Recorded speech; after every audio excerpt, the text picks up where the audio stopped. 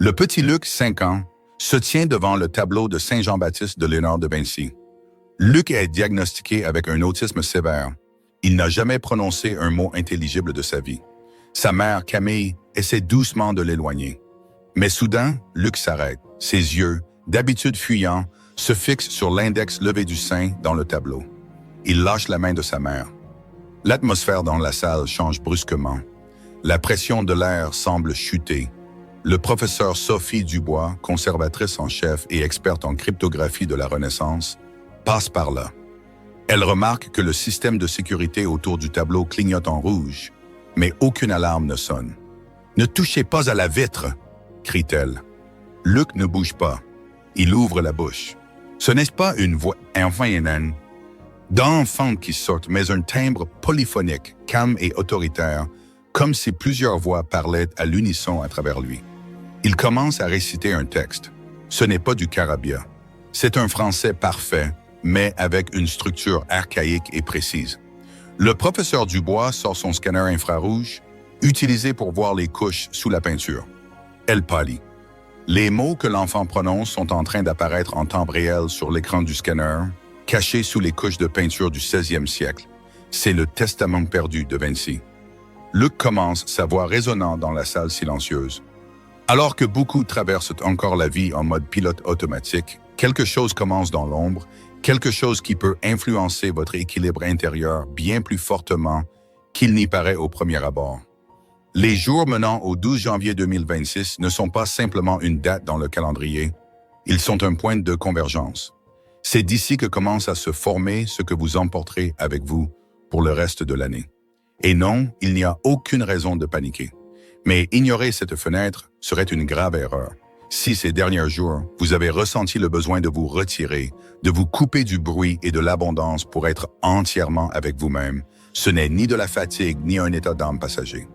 C'est une réaction naturelle au décalage subtil qui s'annonce actuellement dans votre champ de perception. C'est précisément maintenant que ce que vous laissez entrer, et surtout qui vous laissez entrer, dans votre champ intérieur devient décisif. Trop de communication, une agitation frénétique ou un excès d'informations peuvent, en ces jours, disperser votre attention sans que vous vous en rendiez compte. Non pas parce qu'ils sont mauvais, mais parce que dans cette phase, vous devez percevoir quelque chose de beaucoup plus fin. Il ne s'agit pas d'analyser, il s'agit d'observer. Et tandis que dehors, tout suit son cours habituel, un moment s'ouvre le 12 janvier, un moment qui peut réaligner votre boussole intérieure. Parfaitement clair et silencieux. Mais nous y reviendrons. Ce qui compte maintenant est autre chose. Ces 3 jours ne marquent pas une fin. Au contraire, ils lancent une nouvelle séquence. Silencieuse, presque imperceptible, mais lourde de sens. Ce qui commence maintenant sera d'autant... Et si vous apprenez à écouter cela, tout le reste ne deviendra que plus clair. Le 12 janvier, l'esprit. La dernière chambre, le 3e seuil. Ici, la logique ne s'applique plus. Elle ne s'ouvre que lorsque vous arrêtez de vouloir tout expliquer et commencez à ressentir ce qui ne peut être exprimé avec des mots. Si vous avez vécu consciemment les 2 jours précédents, l'essentiel sera révélé ici. Il n'est pas nécessaire de saisir le sens immédiatement. Vous sentirez comment quelque chose se met en place.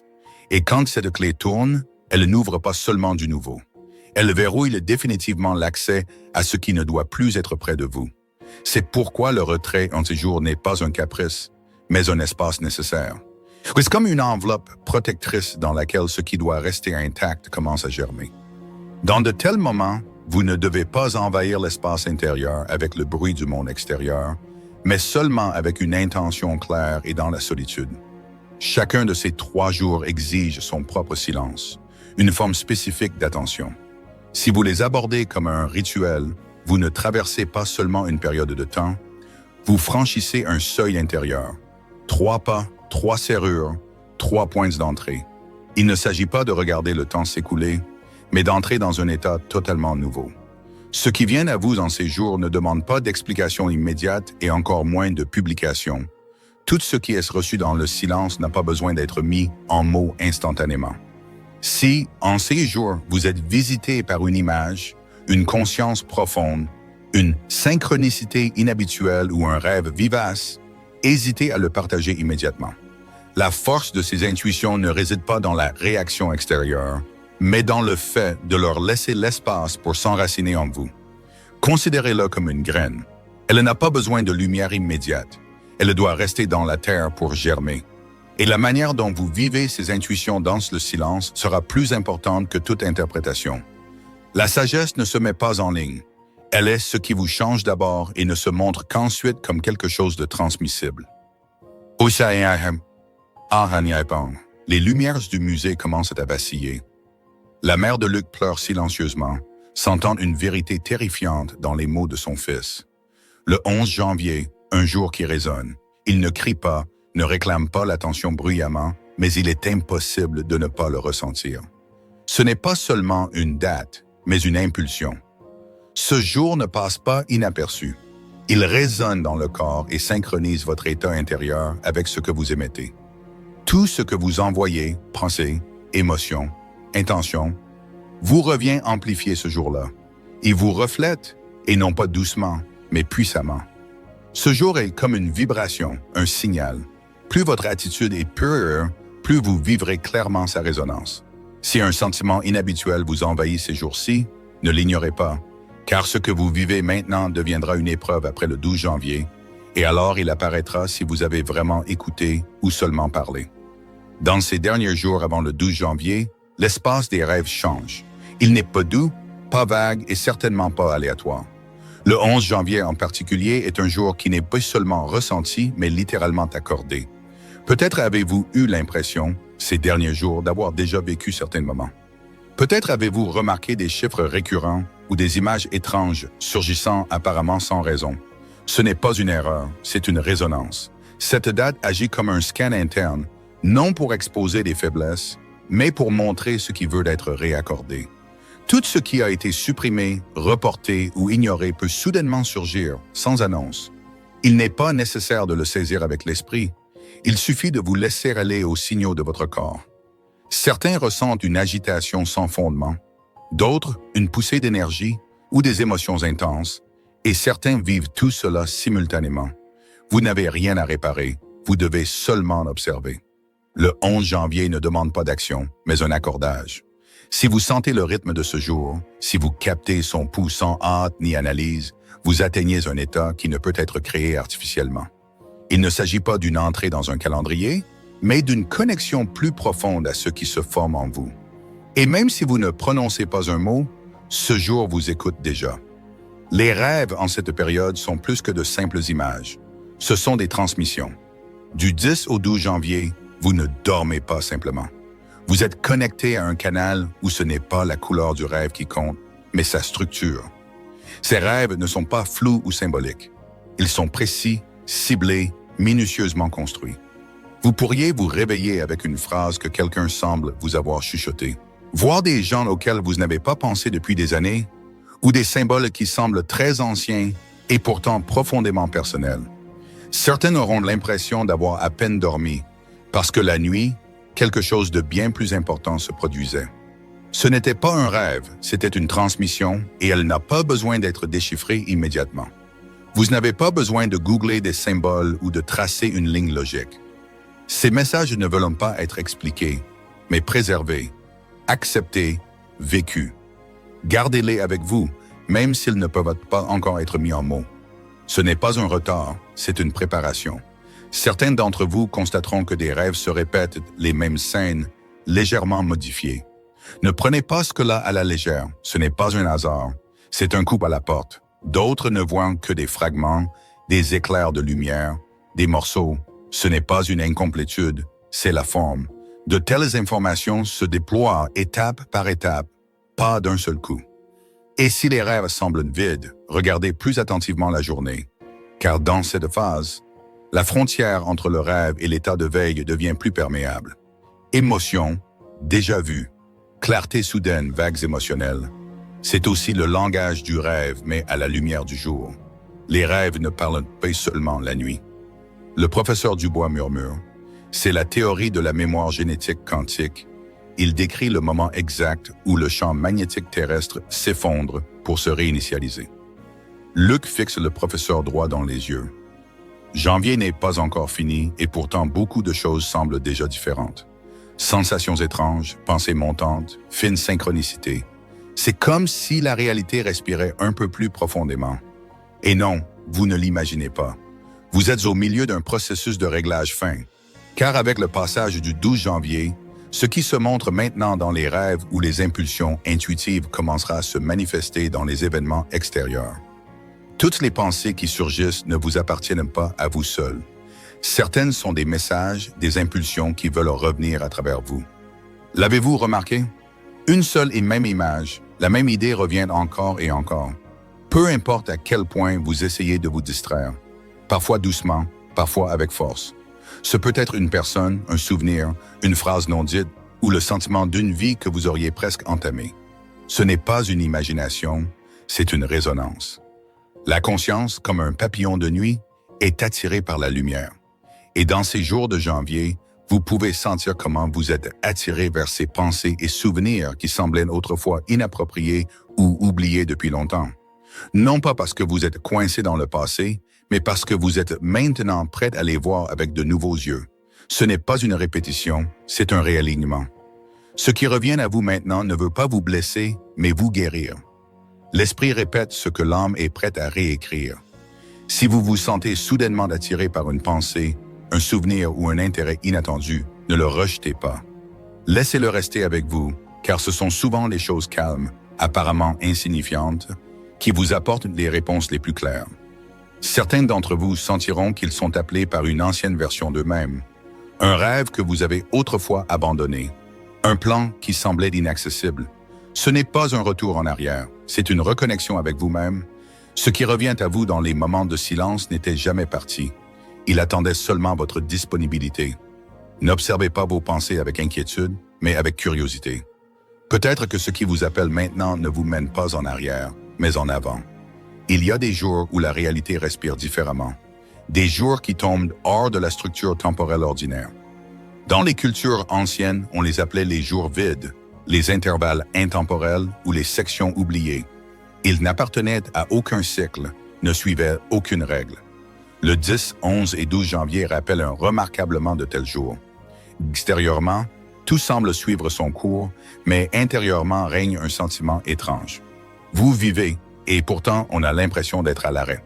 Les jours se fondent les uns dans les autres, non pas dans l'agitation, mais dans un flou doux, comme si la réalité elle-même s'était relâchée. Certains jours sont inscrits dans les chroniques, d'autres dans le souffle du monde. Dans les anciennes traditions, on dit que dans de tels intervalles, les lois du monde deviennent plus flexibles. Pas de chaos, pas de menaces, mais une possibilité. Tout devient un peu plus vivant. Tout ne suit pas la logique. Tout n'a pas besoin d'une explication immédiate. Et c'est précisément là que réside leur valeur. Parfois, le silence devient si dense qu'il commence à parler. Dans le retrait, l'intuition devient plus forte. Vous pourriez sentir la présence de quelque chose, non pas menaçant, mais observateur. Ce n'est pas une imagination. Ce sont les mouvements fins d'une réalité spirituelle qui ne se montrent pas tant que le bruit extérieur est trop fort. Quand tout s'arrête entre les rythmes, entre les événements, ils apparaissent. Allusions, signes, le léger bruissement de quelque chose qui se trouve au-delà du visible. Pas d'illusion, pas de danger, mais des formes d'accompagnement qui ne s'approchent que lorsqu'un être humain est vraiment devenu seul et vraiment attentif. C'est pourquoi les anciens gardiens du temps avertissaient « Ne remplis pas les jours vides avec du bruit. Ne fais pas comme s'ils étaient d'ordinaire, car ils ne le sont pas.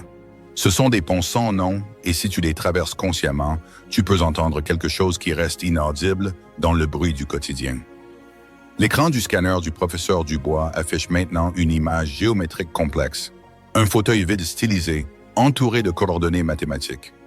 Luc continue, sa voix devenant plus profonde. Certaines portes dans la conscience ne peuvent pas être ouvertes par la pensée. Elles s'ouvrent dans le silence complet. Si ces derniers jours de la séquence semblent s'étirer dans la conscience, ne vous étonnez pas si des images surgissent qui n'ont aucune origine logique. Un couloir dans une maison où vous n'avez jamais vécu. Une balançoire qui n'existe sur aucune carte. Une salle de classe de votre enfance que personne d'autre ne connaît. Ce n'est pas une erreur de perception, c'est une activation. Vous entrez dans un espace de guide intérieur, de mythes personnels, de fragments d'autres vies, de blocs de construction d'une architecture énergétique qui a longtemps reposé en vous.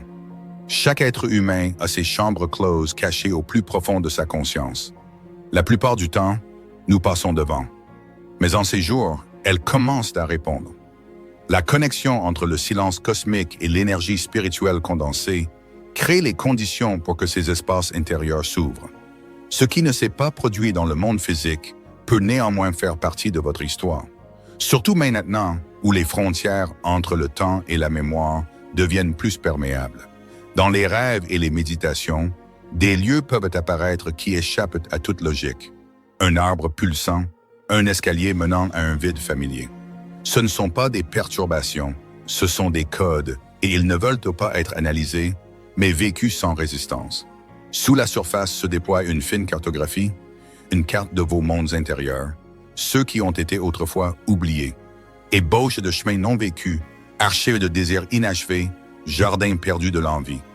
On ne peut pas les trouver dans les conversations, pas dans le bruit du monde. Ils ne répondent que dans le silence, dans l'immobilité, dans le maintenant profond. Et si soudain une image surgit, si vivante qu'elle semble découpée dans le présent, ne la rejetez pas. Suivez-la. Peut-être venez-vous d'ouvrir une porte vers cette partie de vous-même qui a longtemps attendu pour vous dire quelque chose de décisif. Et si vous entrez, vous n'oublierez jamais ce chemin. Parfois, le sentiment de vide ne signifie pas la perte, mais la prémonition. Peut-être l'avez-vous vécu vous-même. Vous êtes assis dans un environnement calme. Tout est comme toujours et pourtant l'impression n'est que quelqu'un manque, bien que personne ne devrait être là. Tout semble à sa place et pourtant il y a dans l'air un léger décalage, comme si quelqu'un avait ajouté une chaise invisible. C'est exactement cela, la chaise vide. Elle n'apparaît pas parce que quelqu'un s'est parti, mais parce que quelque chose ou quelqu'un est sur le point d'entrer. Peut-être n'est-ce pas une personne, mais une partie de vous-même. La partie qui a longtemps attendu de pouvoir enfin se montrer. Votre champ énergétique commence à créer de l'espace, non par la perte, mais par l'invitation. Quand l'âme se prépare au changement, un vide se crée. Pas un néant, mais de la place. Pas une pause, mais une attente. Et dans cette attente, vous sentez peut-être que quelqu'un est proche, tout près, mais n'a pas encore franchi le seuil. Peut-être est-ce une nouvelle personne. Peut-être une nouvelle version de vous-même. Dans les jours à venir, il est crucial de ne pas remplir cet espace avec du bruit ou des explications. Pas de distraction. Laissez cette place libre, car c'est exactement dans cette pause que l'énergie se rassemble pour quelque chose de vraiment significatif. Une rencontre, une prise de conscience, une impulsion qui élève votre conscience à une nouvelle fréquence. Si vous essayez de combler ce vide, vous chassez peut-être ce qui voulait se montrer à vous. Si vous avez le sentiment que quelqu'un pourrait apparaître d'un instant à l'autre, n'ayez pas peur. Ne vous détournez pas. Ce n'est pas de la solitude, c'est de la préparation. Laissez la chaise vide. Celui à qui elle est destinée sentira le moment. Luc lève les yeux vers le plafond du Louvre. Sa voix devient un murmure qui semble sortir des murs mêmes. Le 10, 11 et 12 janvier ne sont pas des jours calmes ordinaires. Ils sont une répétition générale. Le dernier réglage fin avant le début. Tout, des rêves aux étranges impressions intérieures, ne sont pas des effets secondaires. Ce sont des signaux. Après le 12 janvier, le mouvement commence. Rapide, clair, vivant. Il n'y aura pas de longues explications. Il y aura de l'action et vous sentirez combien il était important de ne pas être prêt trop tard, mais une seconde plus tôt. Ce n'est pas le moment de ruminer, c'est une chorégraphie. L'univers installe la scène. Vous n'avez pas besoin d'être parfait, seulement attentif, car la véritable écoute ne se produit que dans le silence. Et c'est pourquoi le retrait devient sacré maintenant. C'est votre répétition générale intérieure, votre respiration avant le premier pas. Pensez à un acteur. Le vrai travail ne se fait pas sur scène, mais dans le moment de silence juste avant. Si vous sautez ces jours, vous arriverez quand même après le 12 janvier, mais avec un soupçon de retard. Et la vie se déploiera un tout petit peu à contretemps. Ce n'est pas un avertissement, c'est un rappel. Vous avez un rendez-vous avec l'invisible. Ne le manquez pas en dormant. Laissez au monde son bruit. Éteignez tout le superflu. Restez avec ce rythme, avec ce silence. Car quand la période passera, vous saurez exactement par quoi vous devez commencer. Luc se tait. Il cligne des yeux, désorienté, redevenant instantanément un petit garçon de 5 ans. Il regarde sa mère et demande avec sa voix d'enfant maladroite. « Maman, chaise ?» Le professeur Dubois regarde l'écran de son scanner. Le texte caché de De Vinci a disparu. À la place, il ne reste qu'un symbole gravé numériquement dans les données, la date d'aujourd'hui.